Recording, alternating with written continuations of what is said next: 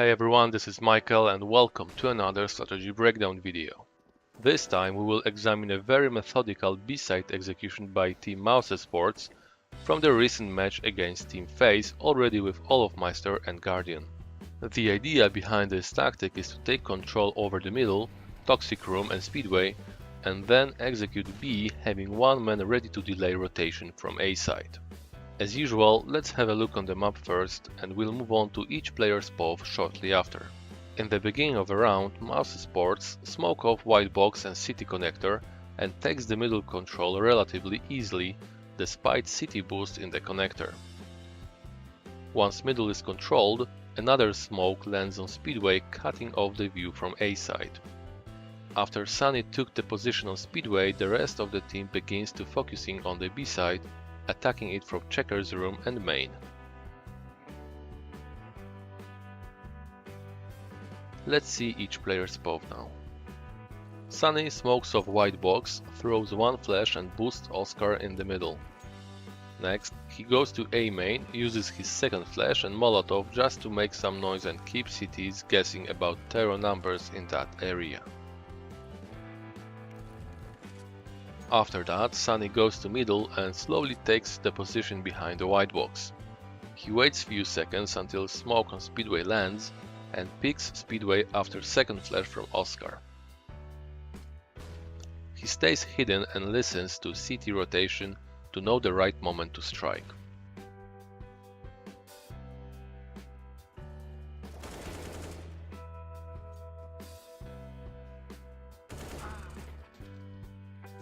Oscar checks middle and aims for sandbags for a few seconds. Once he was sure middle is rather clear, he positions himself and smokes off Speedway. After that, he flashes Speedway for Sunny should any opponent be close distance.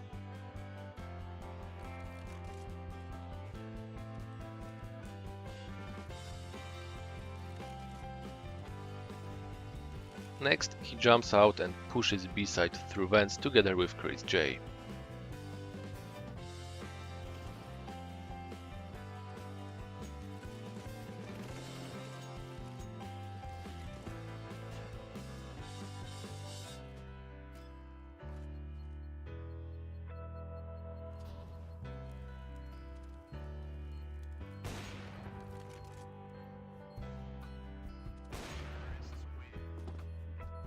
Chris J quickly smokes off City Connector and runs into the middle, throwing two flashes on his way in case any CT wanted to push under vent or the boost box. After that, he remains completely silent until Oscar is ready to attack the B side. He enters the vents, waits for flash on Checkers from Stico and pushes the bomb side.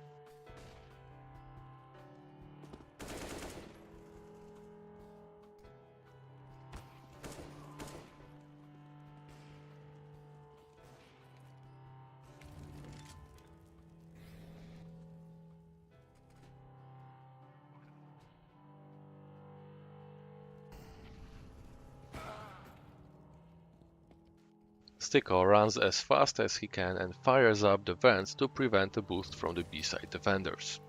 After that, he boosts Sunny on middle and gets back to garage in order to hold both warehouse and A-long from a safe spot. When the time comes, Stico heads toward Toxic Room, breaks the glass, flashes Checkers for Chris J and smokes off CT. Rob's job is to secure B-holes, which he does with his nades, and to survive. As he was unluckily shot by Guardian, he decided to hide inside Toxic Room, watching B-side boost from time to time. After killing Guardian, he picks up the AWP and falls back in order to hold the vent room from a safe spot.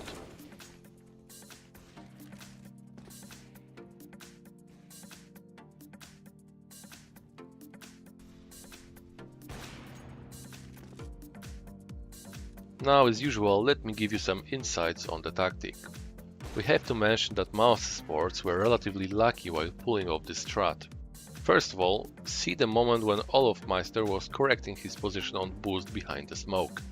Exactly in the moment he was not looking at terror boost, Oscar ran through and Olof decided not to fire a shot as he had no chance of killing his opponent.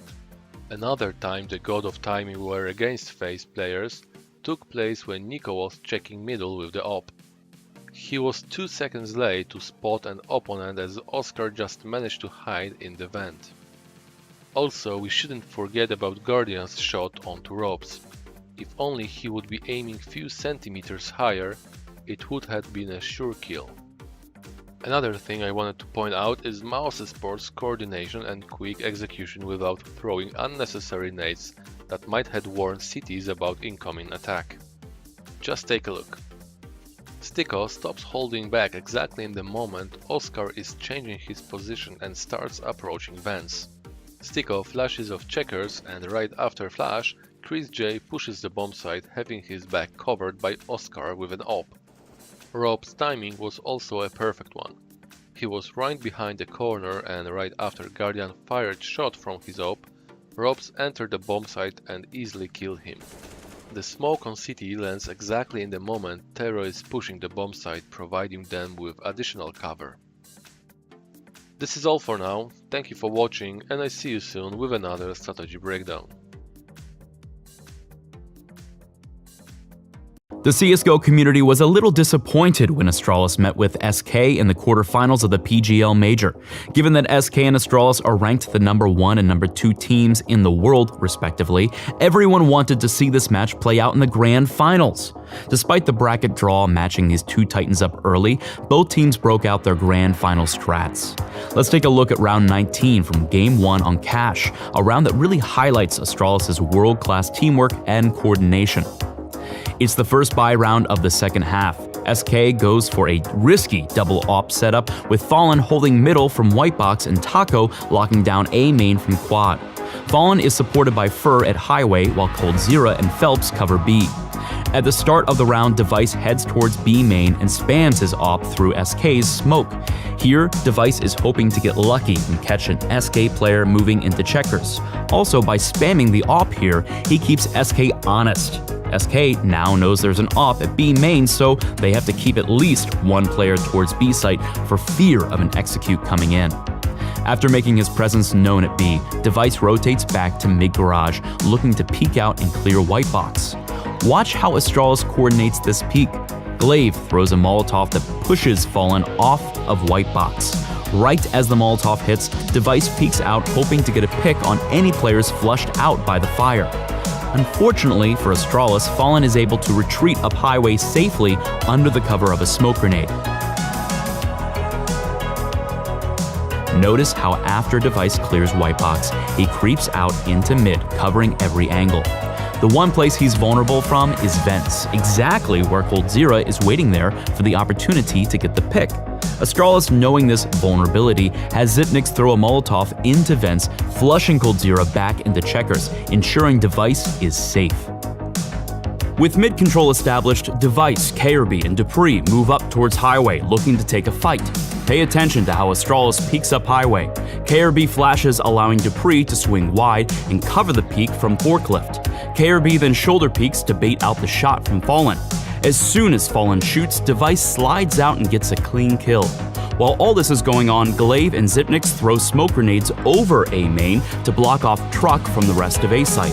With the pick on Fallen secured, Astralis springs into action. Taco is distracted by the action at Highway, allowing Xyp9x and Glaive to spring out a squeaky door, flooding the site.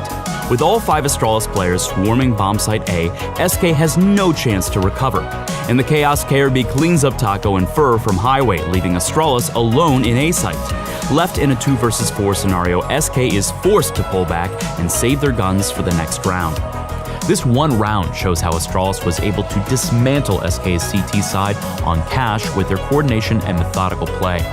Every time Device went for a peek, there was a player throwing grenades for him, giving the Opper the best opportunities to find picks while remaining safe. While they may not have won the major, Astralis' play versus SK proves why they're ranked #2 in the world.